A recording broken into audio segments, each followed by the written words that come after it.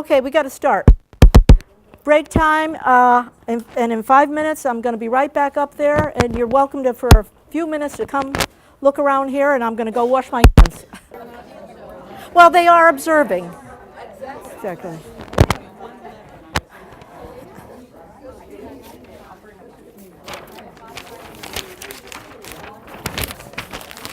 Get this out of my way.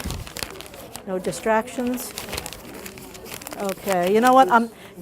I'm not even going to be able to put that there because. So just make yourself comfortable. You know, if I made it small enough to include that, they wouldn't be able to see.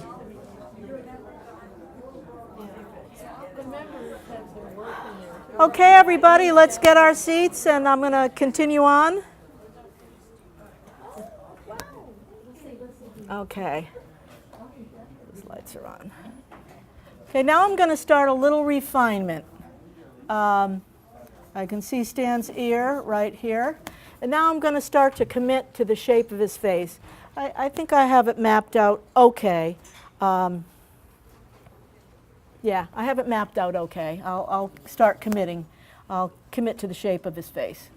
So this will be, I think you're smiling a little more now than you were, Stan. Can you bring it down? No smile. Okay. Okay. All right, good. But you got to bring your head down just a little bit more, like that. I think that's good. Is that about? And go that way just to here. No, with your head, not your eyes. Not that much. Come back. Come back. Okay, like that. Like that. That's good. Yeah, that's right. Right. I'm glad you're down there doing this because it's another indicator. Yep. The glasses are kind of hard to do. Well, they're actually obliterating his eyes a little bit, but that's all right. We'll work around it. No, it just doesn't look like him without his glasses. You know, I see Stan almost every week, and I want to capture the man. Stan the man. I said that.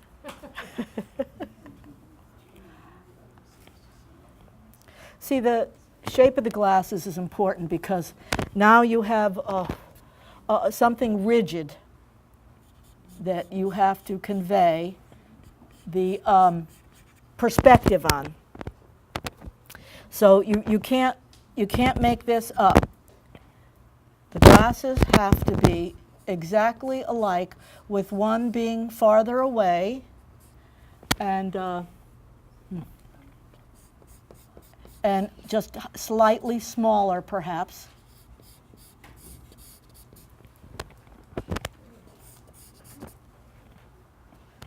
Now, these lines, it looks like I'm committed, but I'm not with these glasses. Because with glasses, you don't want it to be about the glasses. You want disappearing lines. Somewhere's around where, in the circumference of each glass, you want the lines to disappear. Just to give the viewer enough information for them to know there are glasses there. And you don't have to draw the whole rim. Unless they're heavy rim glasses, you're kind of stuck. So, but for now, so I could get his eyes right, I'm going to do that, leave that there. And some of it will disappear when I start doing a little shadow, little shading.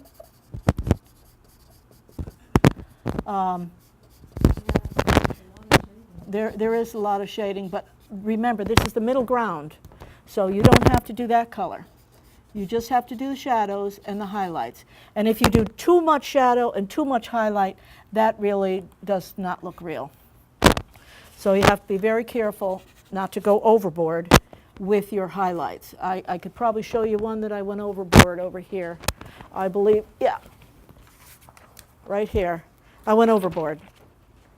Almost went in the trash, but if you I'd save it. But got too carried away with the highlights. So you really have to watch and be a little subtle. I'm going to get his eyes in because he's not coming to life without those eyes. So I'm going to just concentrate on the eyes, even though with these glasses, they're not going to be totally clear. I can at least get a general idea of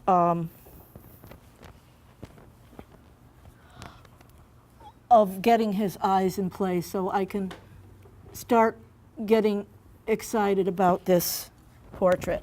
So far, I'm not excited because it's too new.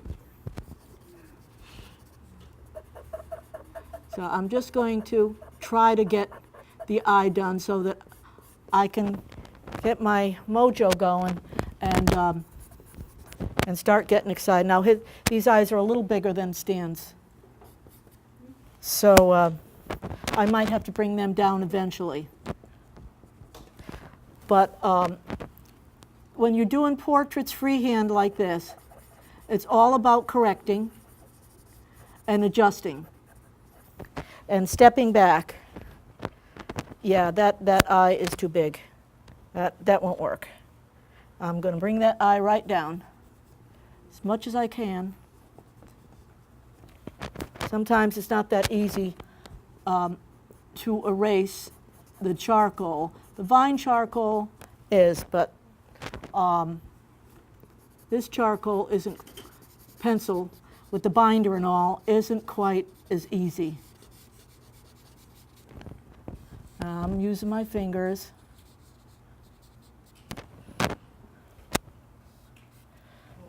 Just trying to get enough of Stan's eye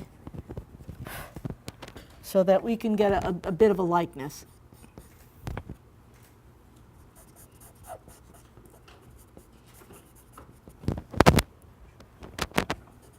Yeah, okay, it's starting. But because the glasses, the eyes are a little obliterated, but that's just the nature of painting a person with glasses.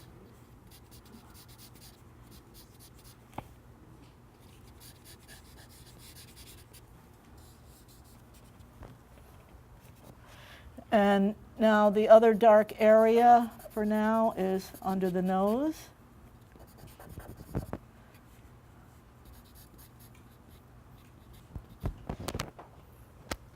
Let's see. And now his mustache and beard are going to be a little difficult to convey, but I'm going to try to use the gray paper to help me along a little bit.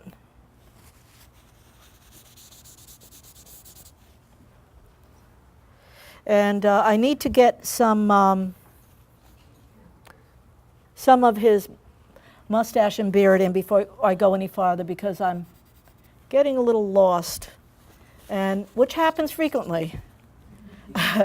You get lost. I think your head moved a little bit. Just that's it. Good, good. And that's what happens too. If the model moves, you get lost. You lose your landmarks. So I'm going to just start penciling in a little bit of his mustache, and just so I can get a better idea of some landmarks here before I get too lost.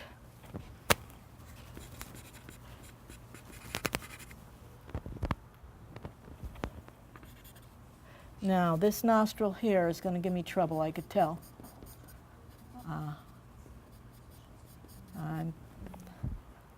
going to have to bring it up here like that. Now, on the nose, a funny thing happens with the shadow of the nose or any appendage sticking out over your chest area. You get a bounce back if you have a red shirt on. You get a little red under the nose, and there's a little light under there, no matter what you're wearing. Unless if you have something low cut on, it's not as prominent, but whatever you're wearing kind of reflects under the nose and a lot under the chin. Not under his so much because he's got the goatee. But now, I need that angle. Oh, I'm way too sharp of an angle here. This has to come way down here like that. I see that now. The face, the planes of the face, you know, it's all about angles. All about getting that right angle and that right curve. And many times you don't get it the first time. You just have to keep going. And now I'm going to just sketch in real quick. It never comes out right when you sketch over white over black. You really need to, the white wants its own real estate. And oops, I think we're getting a storm. And the same thing with pastel. Certain colors do not go over other colors. They just reject the paper. Now I want to make sure I think you need to just down just a little, that's it. That's it. And with pastel, which we're going to be doing next week, with pastel, you start with your darks, and then you work towards your lights. If you put light on there first, you'll never get the darks on. Doesn't want to do it for some reason. It must be something to do with the chemistry or something. Now, I think his nose, I see now his nose is a little wider. So I got to make that change. I got to make that change now.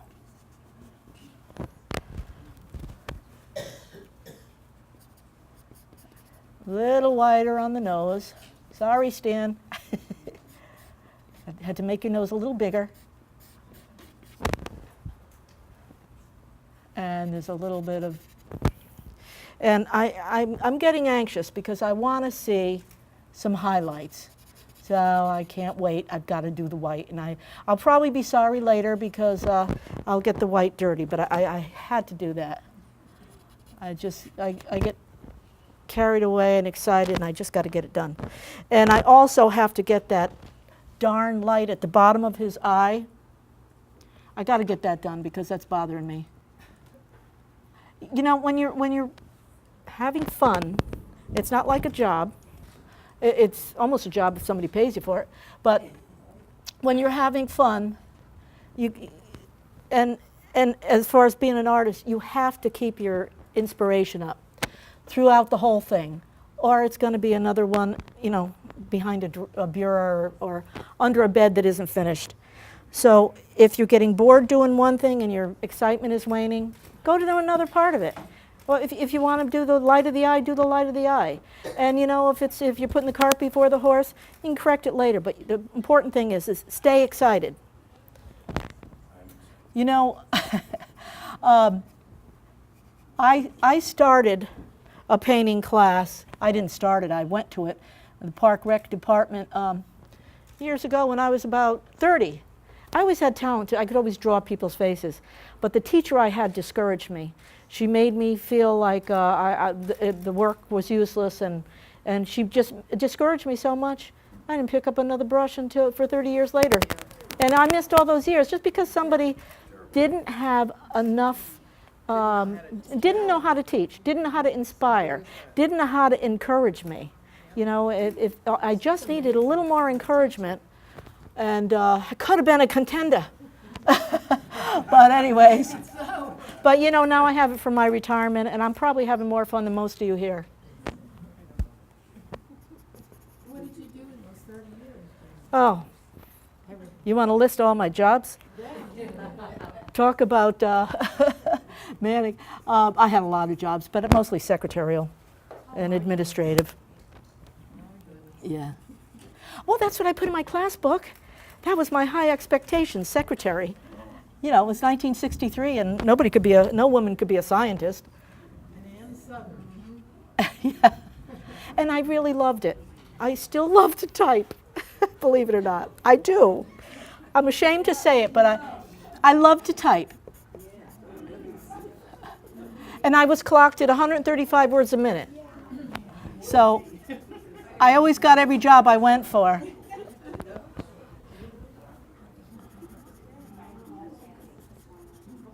make good proofreaders too.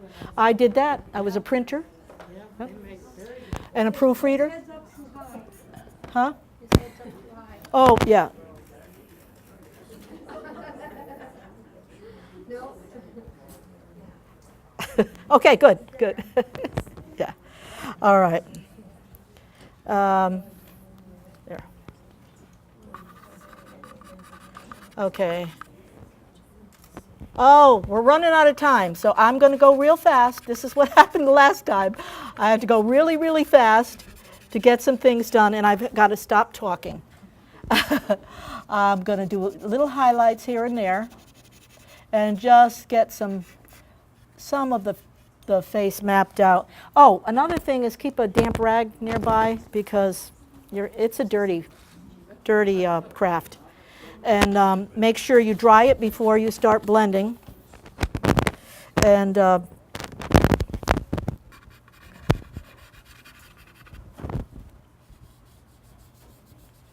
now I'm going to make the glasses disappear a little bit right here.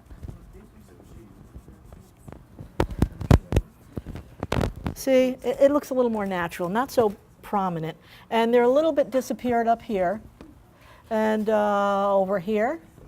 And this also helps because if you screwed up the shape of them, you can kind of fake it. So, I see a little reflection in that glass too. Maybe I'll do a little something like that there and this here. And his nostril, he's got a little light shining here and here and here. But you can see he's starting to come to life now. He's got a really lot of light coming from those lights that I put up right here. And it's bouncing over here also. But you could see with just a few strokes how it's coming to light. There's a little bit of light here also. Now I'm going pretty fast because I want to capture as much of his essence as I can with the time that's left. And I'll be here for a little while longer if you want to, I'll probably be here till 4 if you want to come up and look or grab some information. Or, Claire's remind me, make a donation into our jar over there for our scholarship fund. We're very happy for anything we receive. It all helps us. We all work to raise money for kids local kids who want to be artists or something in the art field.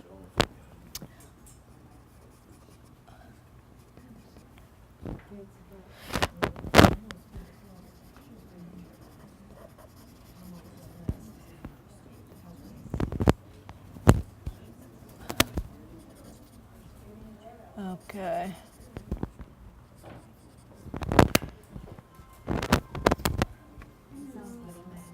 Somebody's phone? What is that? That's mine. Yeah, you want to turn it off, Kathleen? Yeah, you got to turn that off or bring it in the other room.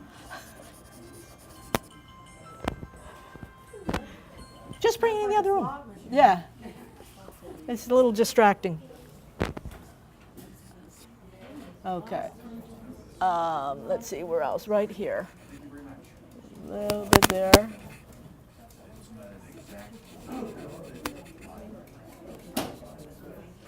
And you got a little there.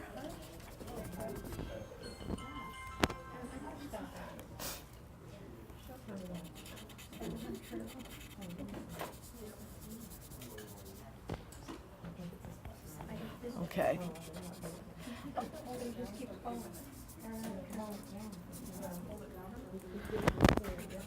Okay, there's a lot more to be done with this portrait, as you can see, but I think I got a general likeness. I think his mouth has to be extended a little more. But Kathy, why don't you just carry that in the other room? Can't get it. But I think with a little more work, I'll probably catch Stan here on another day and have him pose for me. You wouldn't mind, would you, Stan? Yeah, that's a little bit too dark here. I got that a little bit too dark. How much, an hour again? His head's up too high. Yep, your head went high again. Okay.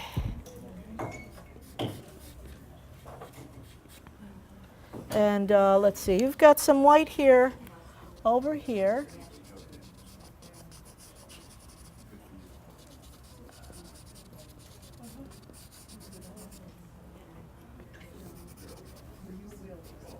Like this. White charcoal or a white pastel pencil? This is a pastel pencil. Well, actually, yeah, it's Derwent. It's pastel. But white charcoal is a little more easier to work with when you're dealing with charcoal.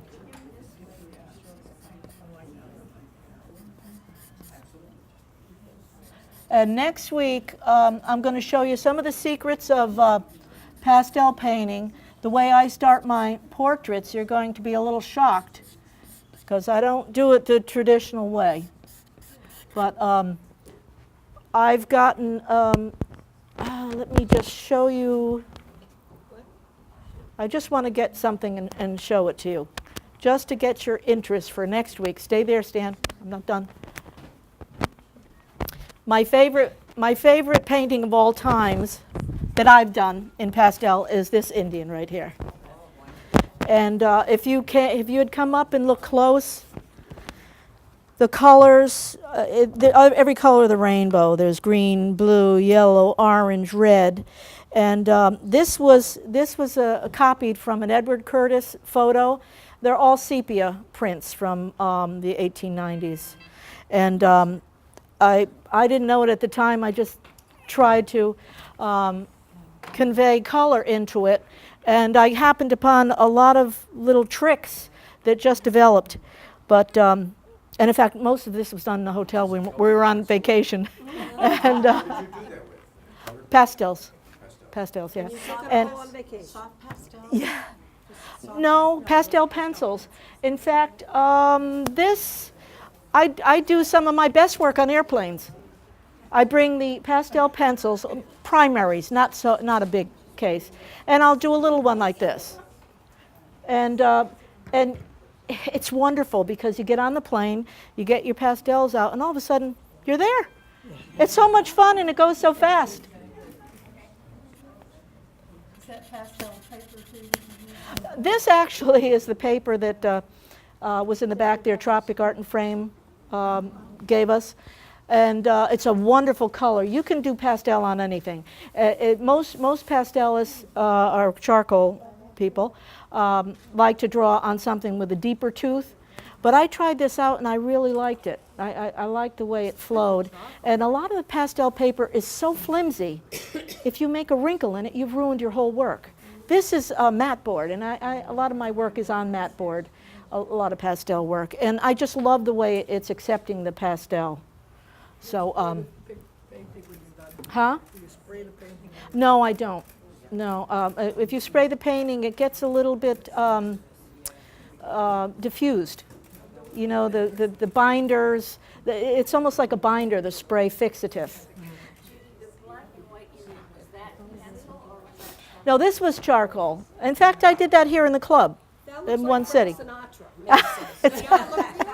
That's I don't think that's an Edward Curtis. I think that's another photographer's. But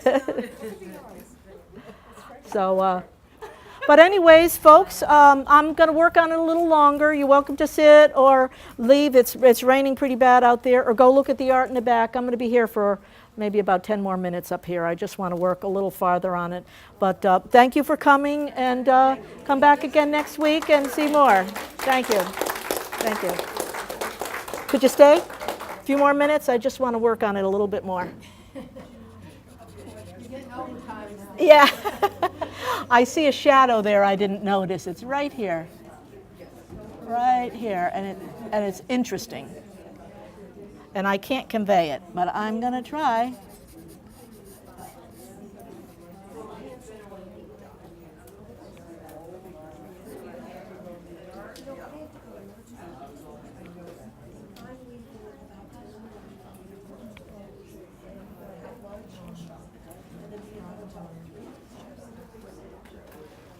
Okay, this right here. Was it you who wanted to talk to me afterwards? Oh, I got you for a couple minutes. oh, okay, good. All right, this we can.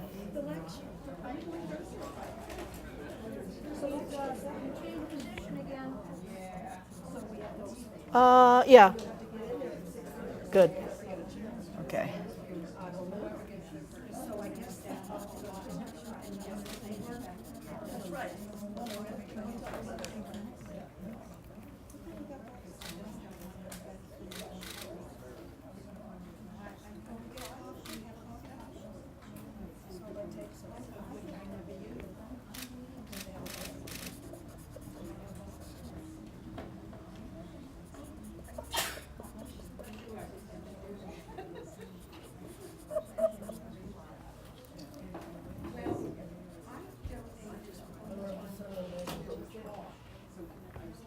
I'm going to take a little more of that shine off.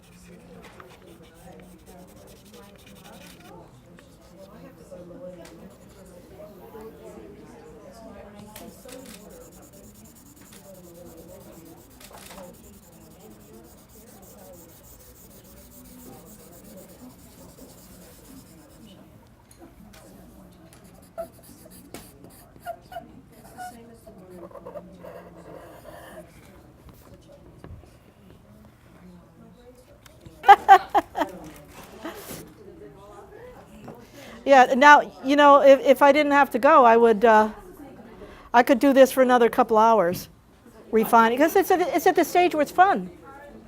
You know, this is when the fun comes in, because it's starting to look like him, and I could make it even look like him more.